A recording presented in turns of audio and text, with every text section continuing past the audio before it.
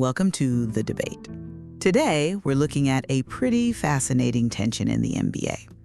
Imagine being the absolute best in the world at your job, right? But your boss is losing sleep because you just refuse to post on social media.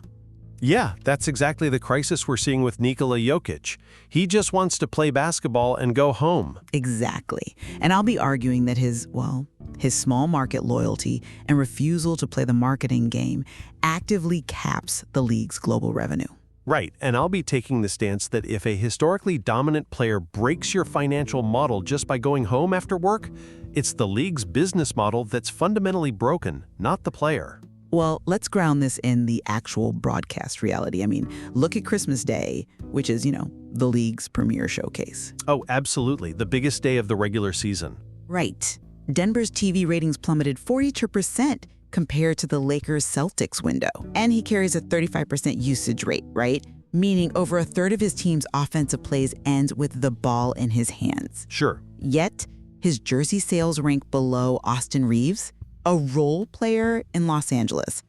It's kind of jarring when his Supermax extension drains 35% of Denver's salary cap. Okay, wait, but those jersey sales are driven entirely by highlight reels. Which brings us to exactly how Jokic actually plays the game. If you look at his shot chart, 80% of his damage happens in a 5-foot painted box.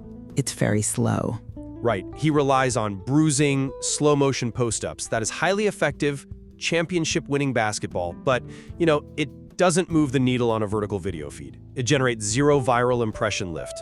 Right, because the modern fan consumes the game in 6-second clips. Exactly. But are we really saying a player should be penalized because his specific mechanical greatness doesn't translate to TikTok? Think about the current luxury tax system. Which forces large markets to subsidize the smaller ones, yes. Yes. And if that system relies entirely on signature shoe hype and post-game podium flash to generate a national return on investment, maybe that system itself is fundamentally broken. You call it a broken system, but the league operates on a global scale. The mechanics of his approach have undeniable consequences. It's about time zones and casual fan algorithms. How so? Well, a deep Denver playoff run means fewer games broadcast in prime international viewing windows compared to East Coast teams.